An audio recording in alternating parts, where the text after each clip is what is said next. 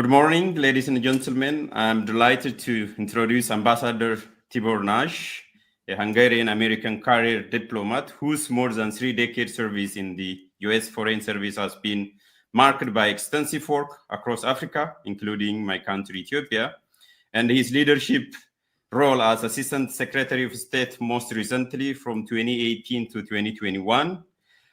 His journey from arriving in the US as a refugee to shaping US-Africa policy offers a remarkable story of resilience and diplomacy.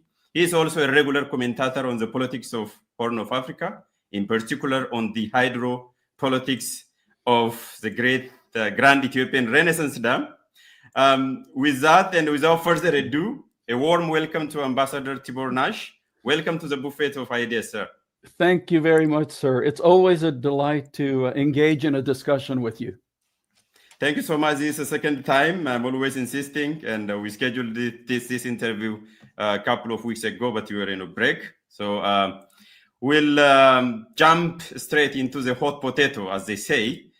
Today we will deal with 3 interlinked issues. First off, let me start with setting the ground. So Ambassador Nagy, as someone who served as a US ambassador to Ethiopia for so many years, and also later as Assistant Secretary of State for African Affairs, how do you view Ethiopia's evolving role today in the region?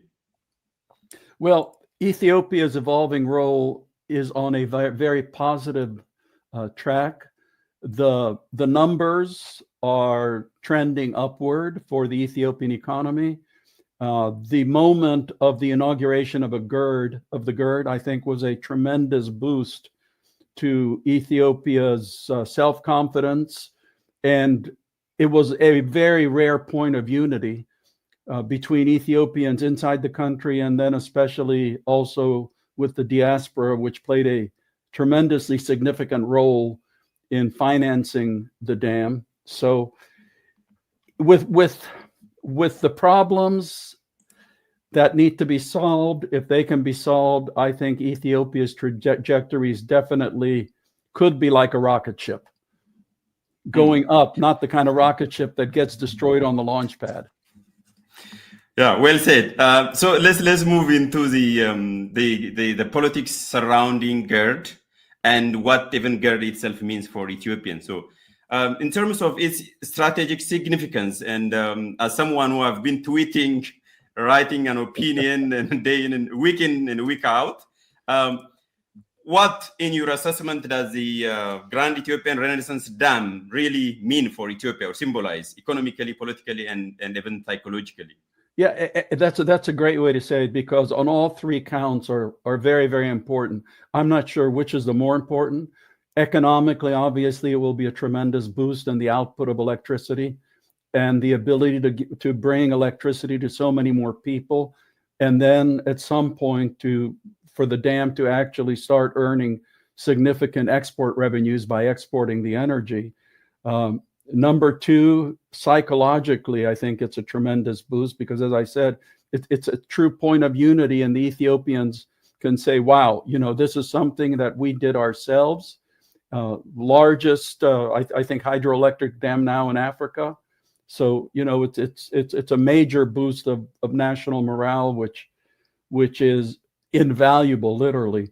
And then politically, again, Ethiopia was in a very difficult political situation because it was going, as we say, eyeball to eyeball with Egypt.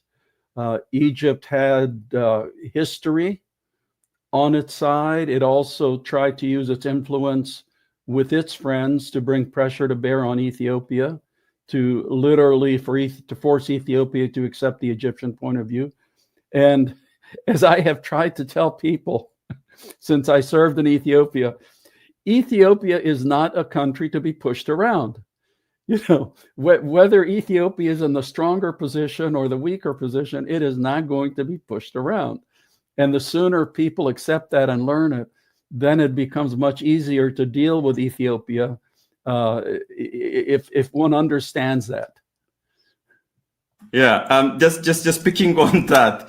So if that is the case, and even the GERD itself has been, and the project in the making for the last 1.5 decades. It was just inaugurated on the 4th of September this year, a month ago, basically. What does it take for Egypt to come to terms with the reality? And where does this being stubborn and intransigent behavior comes from, even after the GERD has been inaugurated? It's as we say in American English, Egypt requires to have a paradigm shift, just a major change in its point of view and understanding of the current geopolitical situation. As I said, Egypt had history on its side because for a long time, it was assumed that Egypt had 100% control and decision-making over the Nile waters. Egypt was in a much stronger position. History moves on. That is no longer the case. So Egypt has to look itself in the mirror and say, okay, this has not worked. It's not going to work. Bullying Ethiopia into accepting our position is just not going to happen. So we need to change our approach and say, okay, we are equal sovereign nations. You, Ethiopia, put 85% of the water of the Nile into the river. We are users of the river. We don't put anything into it, but we have historic rights. So let's work on the technical aspects, and we'll drop the politicking. We'll drop trying to get everybody from President Trump to the African Union to all the neighbors to put pressure on Ethiopia. And at that point, I think the road will definitely be open to a win-win deal for both countries. And then, as you have rightly said in one of the tweets, you said that Egypt has been engaging almost everyone on the planet except Ethiopia, basically, except the source of the Nile, so to speak. And why is that the case? I mean, yes, you have been advising even Egypt as an external observer and someone closer to this issue for more than 3 decades now, 3 or 4 decades. So why are they always running toward this to the West, including the United States, and not engaging with Ethiopians and those who are concerned in good faith? You know, again, I cannot speak for the Egyptians. All I can point to is the history, the shifting power dynamics. You know, in these kinds of negotiations, a good rule of thumb is to stop talking and start listening before you do anything else. If I was Egypt, I would drop the blah, blah, blah, blah, and not say anything at all, and very quietly sit down behind closed doors and work with the Ethiopians and obviously the Sudanese as well, and then come up with a deal, and then everybody holds hands and makes a big announcement and the world applauds, and all of the drama can stop. And one of the accusations which just came from Egypt 3 weeks ago is that a year before, or even sometimes just a couple of weeks before the inauguration of the GERD, Egypt was complaining about the drought, about the shortage of water, and then after it was accusing Ethiopia of overflooding. And how would that two fit together? It doesn't. Your question says it all. It makes no sense whatsoever to go from 1 week of blaming Ethiopia for drought and then the next week saying Ethiopia is now responsible for the inundations. I mean, we all, logically, we all know that's one of the things the dam controls is how much water gets put into the Nile. So, you know, you can't have it both ways. I mean, if Ethiopia is arresting or curtailing the free flow of the water, where is the flood coming from? I mean, it could come from anywhere else, but except from the dam, right? No, it comes from all the words being uttered, I guess. Yeah, all right. And then you have also said that and actually in a similar aspect, I mean, but in a different context. You have also said that I think it is this one. Yeah, so it is the same tweet. You are basically telling them that it is time to adjust for Egypt. In your view, have you seen any change of behavior since the inauguration of GERD? Someone would expect a change of behavior, but I've seen change in tone and narrative, I think, from the rest of the world. Basically, I have seen some messages even from those people who are close to Egypt, basically to say the dam is a done deal. It's time to discuss based on that. Instead of, I mean, you can't try to stop construction of something that has already been built. And we all know that the concept of quote unquote attacking the dam is beyond ridiculous, because that's like saying we're going to attack Mount Sinai. The dam is a mountain, you know, the dam is a mountain. You're not going to attack the dam. So let's get over that and just let's get real. Yeah, and time and again, which looks like as if it was a template, that Egypt says Egypt would not sit idle while Ethiopia is infringing upon its rights, historical rights. What does that supposed to mean? I mean, if they are not sitting idle for the last 15 years or 2 decades, what else can they do when they say they cannot sit idle? You know, we in Hungary have a saying, which I know is also other countries, which says that the dogs bark and the caravan moves on. You know, the caravan has moved on, and it's time for the dogs to stop barking. Yeah. Or at least bark at a different object. Yeah, exactly. That's a good one. That's a good one. Yeah. So now, so you remember 3-4 years ago, then there was even a talk of war, a water war. And I wrote my master thesis telling people that that's not going to happen. And a lot of people were also making a sensible evaluation of the situation. So from tensions and disputes to all out war, and that never happened anyways, thank God. How do you see, how do you evaluate Ethiopia's management of the diplomatic tensions with Egypt and Sudan over the GERD? Has Addis handled the negotiation and process effectively? Yeah, I think that in this case, Ethiopia has been what we would call the adult in the room.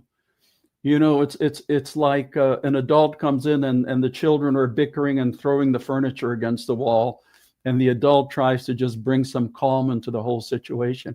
I mean, from the beginning, you know, you've had 2 different approaches.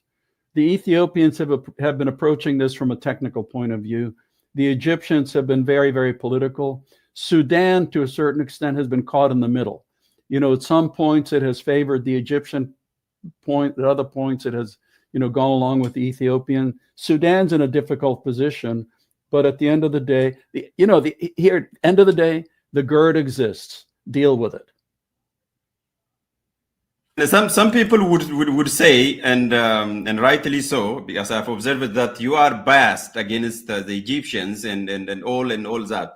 But all you are saying is that we have to deal with the fact that the GERD is a reality now. And if it is a reality, you have to deal with the reality, which is understandable. But from their point of view, they say you are pro-Ethiopian and anything Egyptian. And what would you say? No, I'm biased in favor of rationale and logic. That's all. I you know, in diplomacy, I've spent many years being a diplomat. In diplomacy, drama, pounding the table, shouting does not work. Especially in the long run. And especially with Ethiopians. Yeah.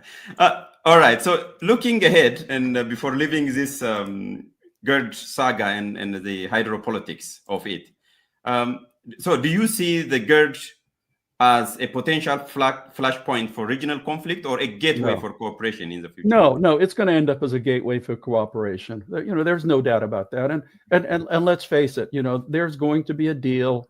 Countries are going to have to work together because the water is going to become an increasingly valuable commodity.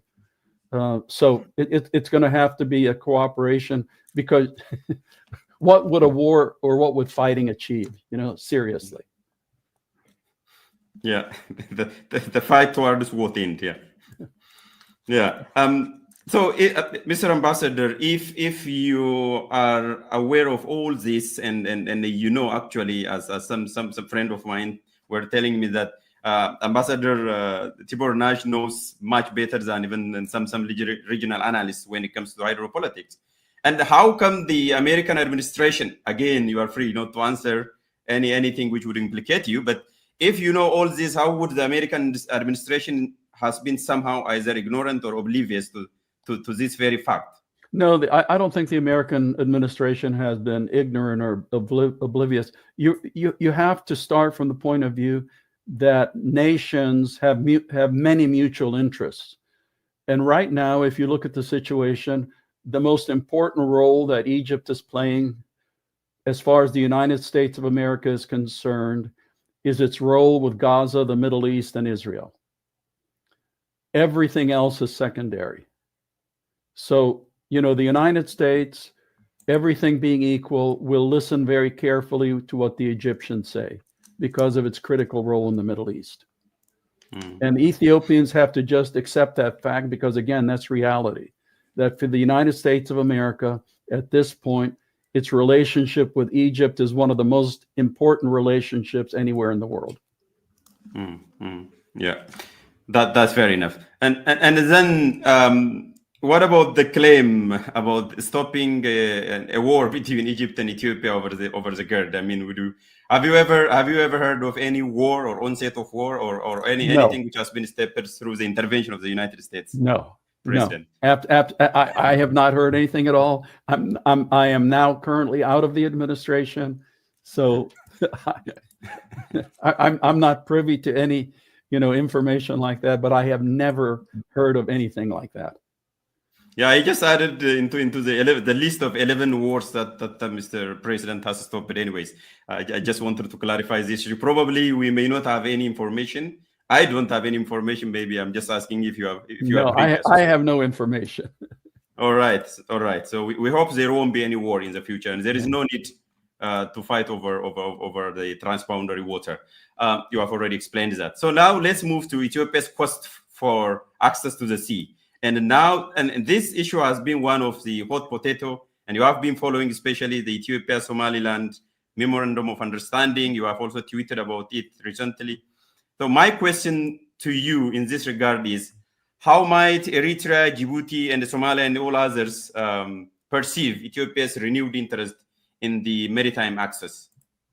Well, again, this has been an issue which has been hot and cold. If you remember some time ago, Ethiopia and Somaliland had the Memorandum of Understanding, and unfortunately, it was very highly publicized.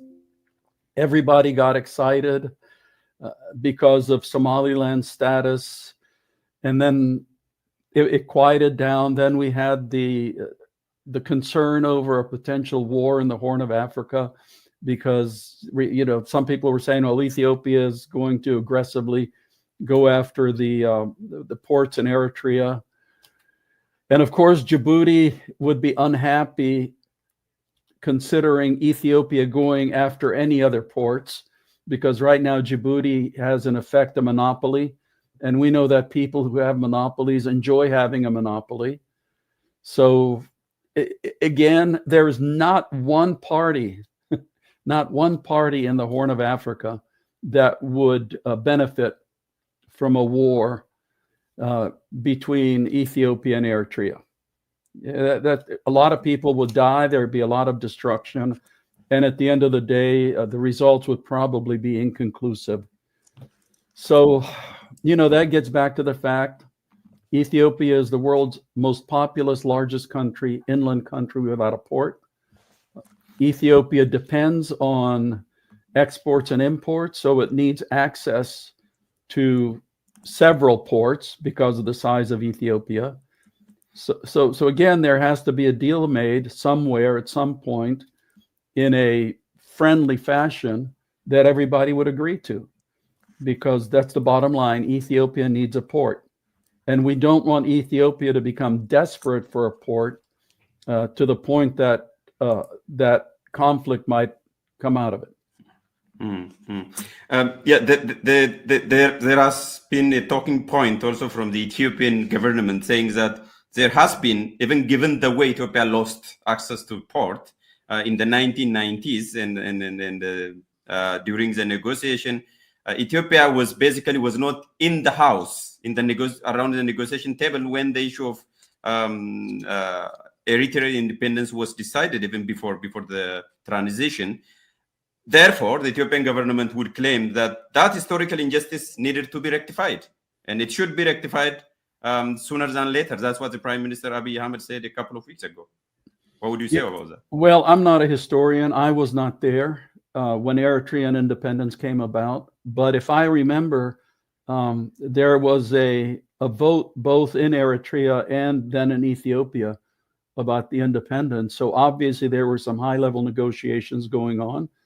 At that time, Meles and Isaias still had what we would call friendly, more or less friendly relations. Obviously there was always a bit of tension between them, but they had friendly relations. So why the issue was not discussed then, I have no idea. When I was there as ambassador, of course, that was during the Ethio-Eritrean War.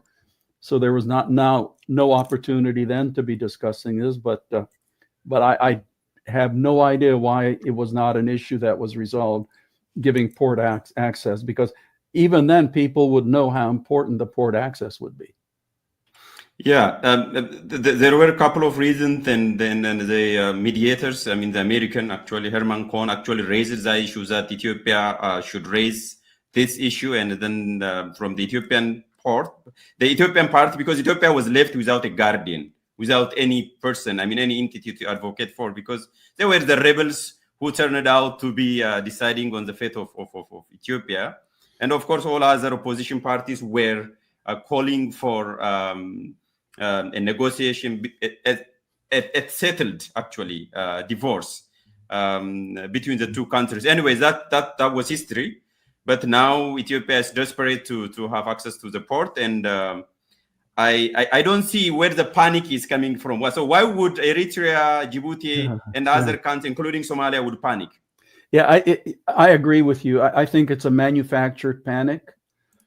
I think some of the other countries may be assigning motivations to Ethiopia which don't exist. And then, frankly, from the Ethiopian government point of view, as we know from history, as we say, when you rattle sabers, then that tends to increase feelings of nationalism within the population.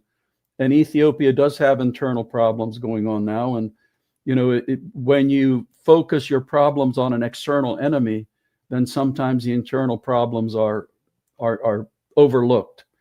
So, unfortunately, when you do things like that, sometimes it gets out of control, and then the bad things do happen.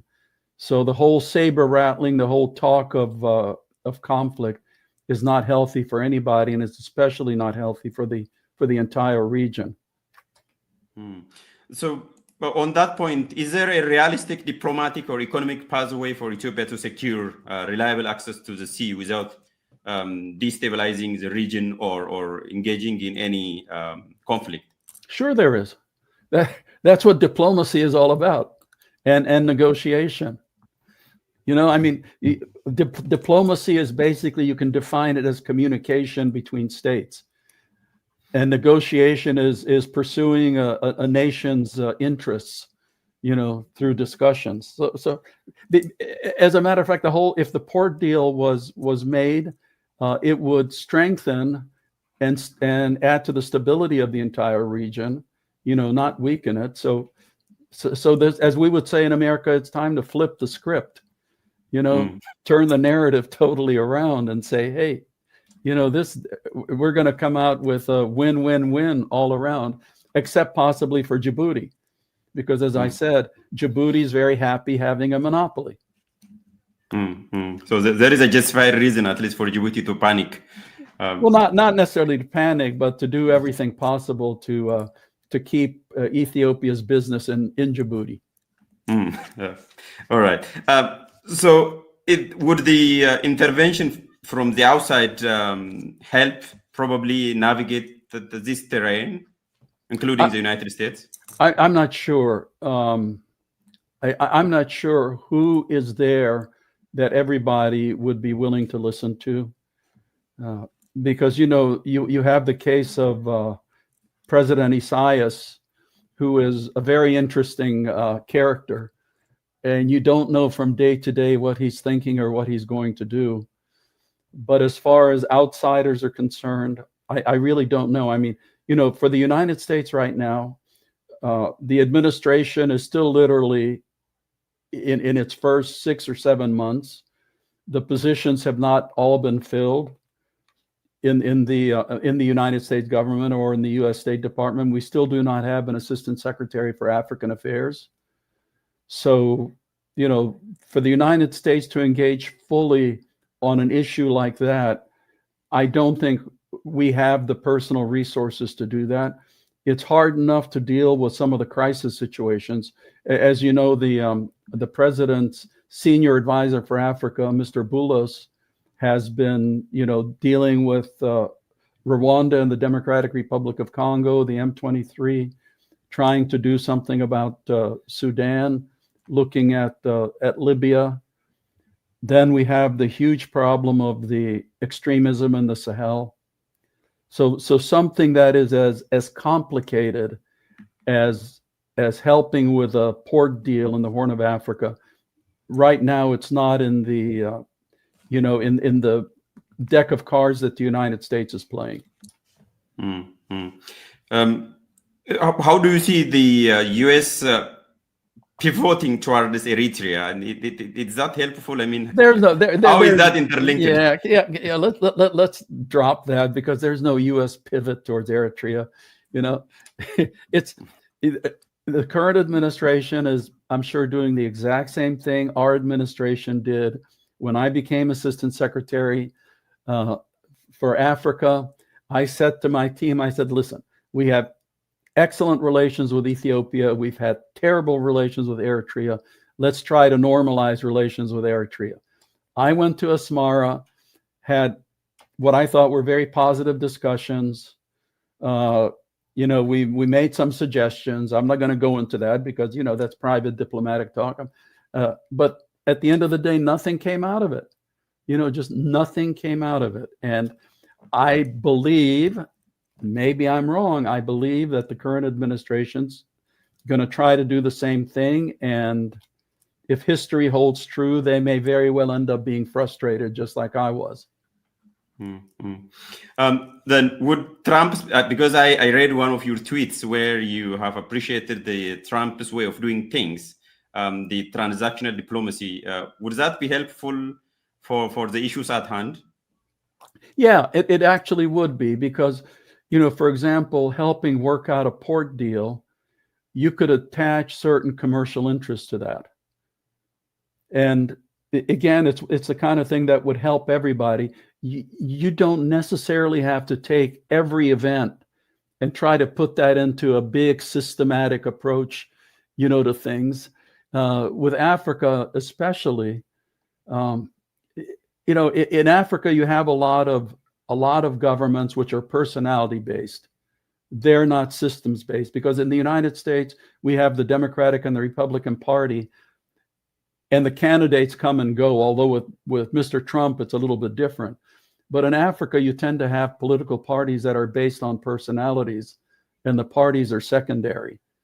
So, they're dealing with individual important events, I think fits in very well, number one, with President Trump's approach to doing things, but also fits in well with being able to achieve common interests between the United States and Africa. All right. Let's bring in Somaliland again, because you have been tweeting quite a lot about Somaliland. Yeah. I myself describe Somaliland as an oasis of democracy in the turbulent Horn of Africa. Probably that's the way I could put. So is it worthwhile to approach Somalia and with a view to have access to the sea, or is it better to resume talk with Somaliland like we did a year ago? Okay, again, personal point of view.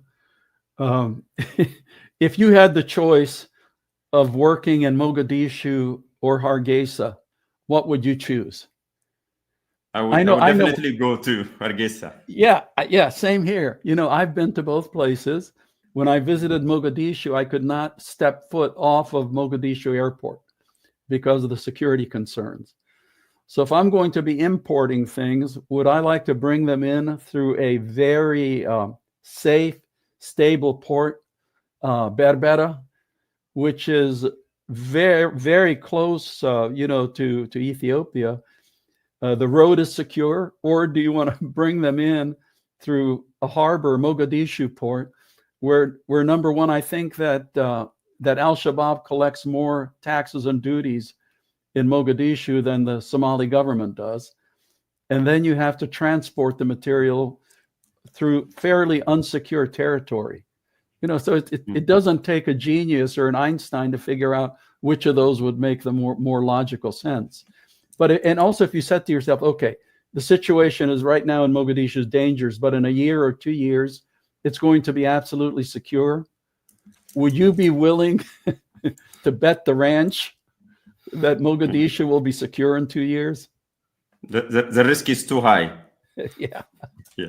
But then there is only one major problem with Somaliland, dealing with Somaliland, and as you know, it is the issue of recognition, it's the issue of statehood. And how to navigate that intricate. That's easy. Again, you don't do things with a bullhorn and shout to everybody what you're doing. You make a very quiet deal and say, we're going to do this step by step. First of all, we're going to establish a formal, office in Hargeisa, and Hargeisa can return it. We will recognize the Somaliland representative in Addis Ababa as an ambassador, and you do that step by step. And one day, you do a declaration and say, as of now, Somaliland and Ethiopia have formal diplomatic relations. And then the day after Ethiopia makes that announcement, I guarantee you 10 other countries would immediately recognize Somaliland, because there's a whole list of countries waiting to be number 2. It's just the fact of getting that number 1.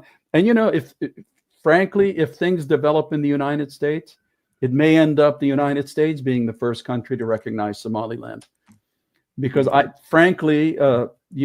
I know about President Trump, I don't think he would lose any sleep over other countries complaining about the US recognizing Somaliland. I don't think he would care very much about that. And if that happens, Ethiopia definitely won't be number 3. Ethiopia is going to number 2. Oh, yeah. And that would completely change the political landscape in the region. And then now let's move to the internal aspect of the internal political dynamics of Ethiopia. And in most of the time, as you might be aware of, that people say you speak about a rosy aspects about Ethiopian politics, economic progress, and prosperity by overlooking its domestic instability. And I don't think that is a fair assessment, anyways. But I comment a lot about Ethiopia needing to get over its domestic instability, because it's obvious. I mean, you can't hide the fact that there are problems in the Amhara region.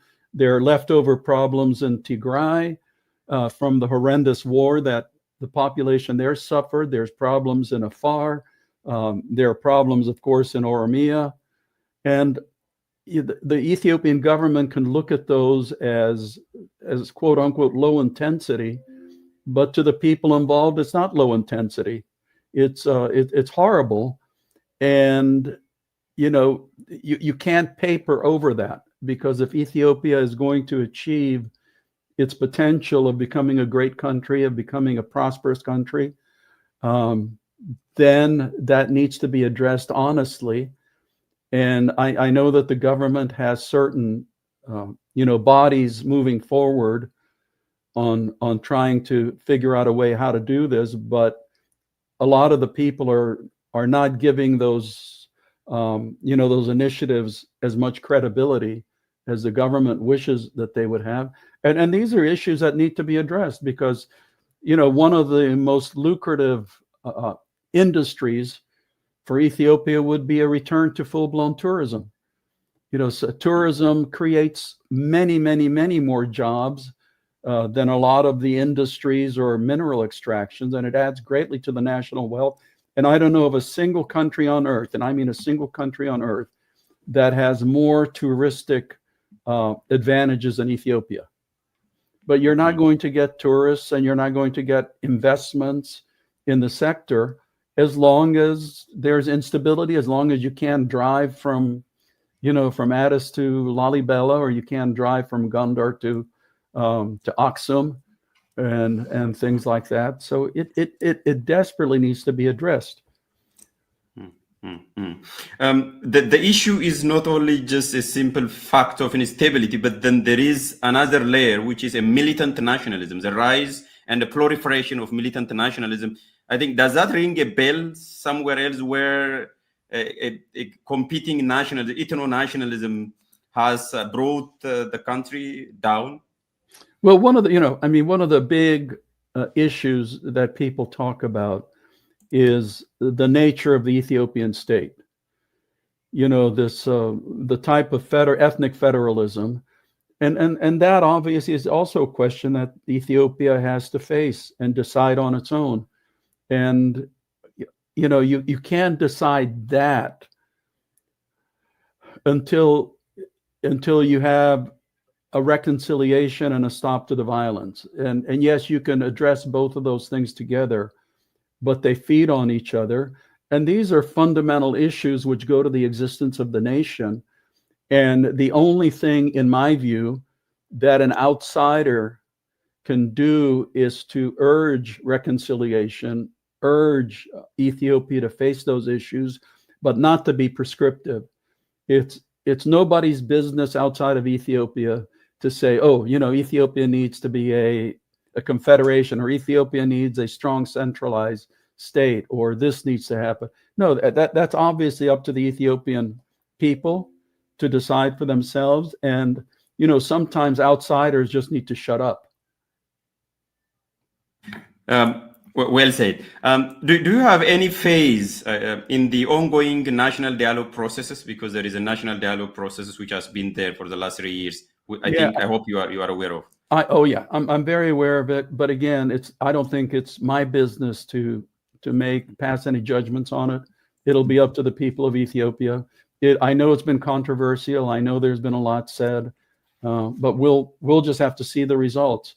Because at the end of the day, it's the results that are going to matter, and we'll see where it goes. It frustrates me tremendously that I have seen Ethiopia's potential. I can look ahead in the future and see the kind of nation Ethiopia will be. Getting there should be much easier than the road that is being traveled right now. Mm-hmm. And I'll leave it at that. Right.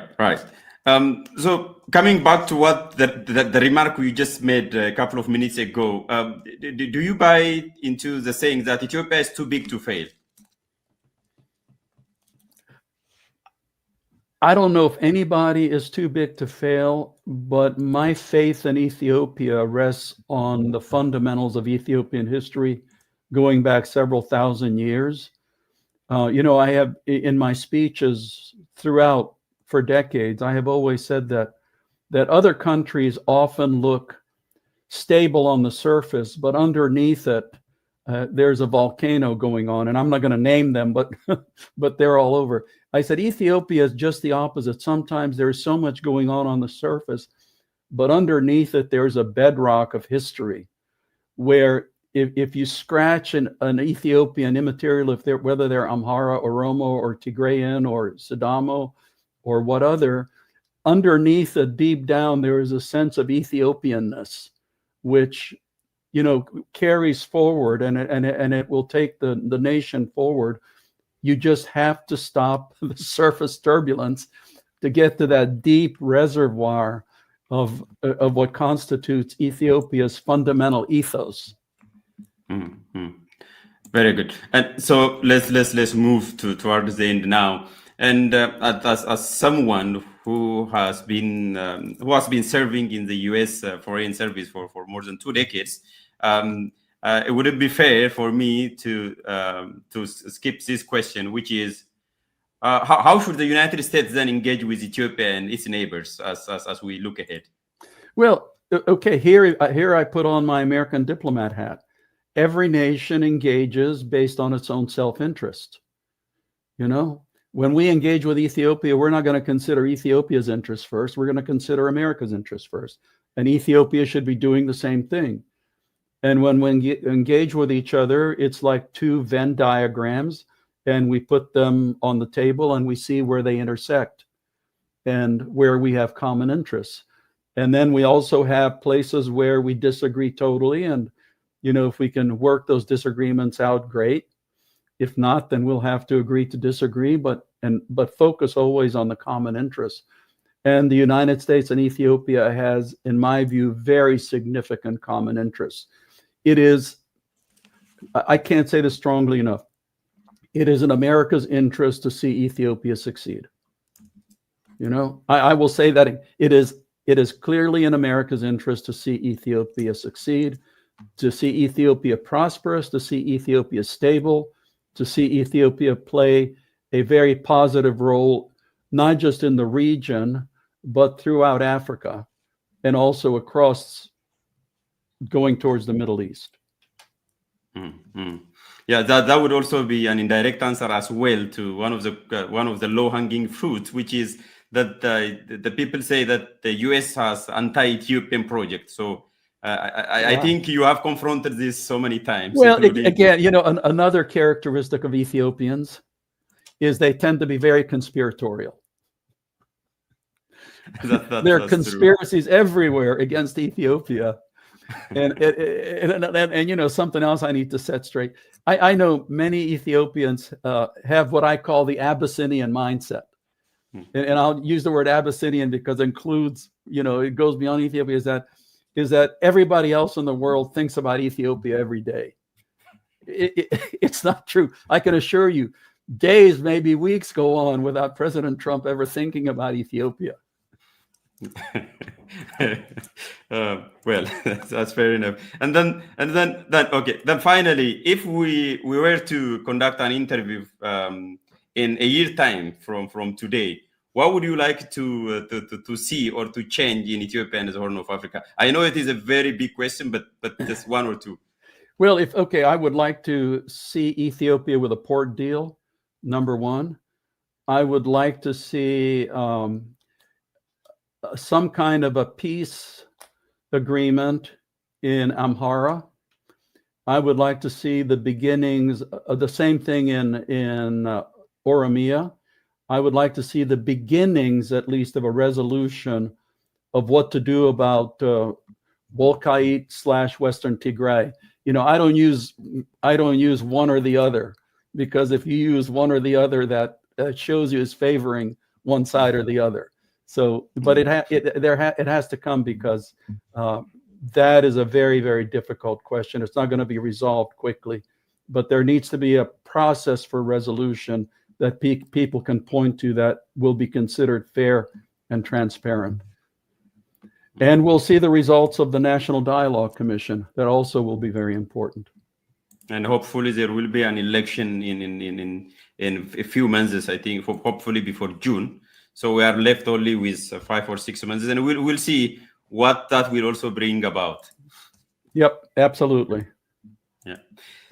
Mr. Ambassador, it is always a pleasure talking to you. I know this is not the end of our conversation, but for today, I don't want to take much of your time. Thank you so much for talking to me and to be a guest on the Buffet of Ideas. Thank you very, very much. And as always, God bless Ethiopia. Yeah, God bless Ethiopia and God bless America as well. Thank you so much, and have a good day. Bye-bye. Bye-bye.